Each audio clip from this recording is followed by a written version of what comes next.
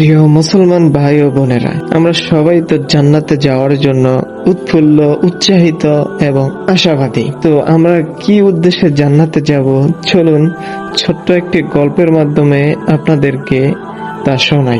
জান্নাতের প্রার্থনা। হযরত মামসাদ দিনপুরি রহিমউল্লাহ নামক জনৈক বুজুর্গ গত হয়েছিলেন। তার ইন্তেকালের সময় কেউ একজন তার জন্য দোয়া করেছিল, হে আল্লাহ, আপনি তাকে জান্নাত দান করুন। কিতাবে লিখে জবাবে তিনি বলেন, গত 20 বছর যাবৎ পূর্ণ সজ্জায় জান্নাত আমার সম্মুখে পেশ করা হচ্ছিল। আমি মুহূর্তের জন্য আল্লাহ রব্বুল আলামিনের দিক থেকে দৃষ্টি সরিয়ে জান্নাতের দিকে তাকাইনি। সুতরাং এই জাতীয় ঘটনাবলী হলো মোহাব্বত ও ভালোবাসার বহিঃপ্রকাশ মাত্র।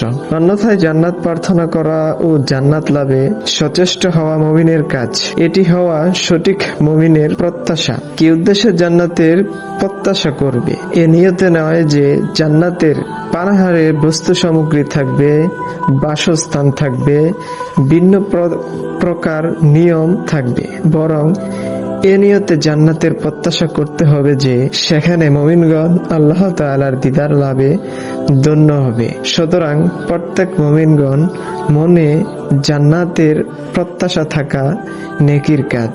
জান্নাতের প্রার্থনা নিয়ে ছোট্ট এই ভিডিওটি আপনাদের কাছে কেমন লাগলো অবশ্যই জানাবেন।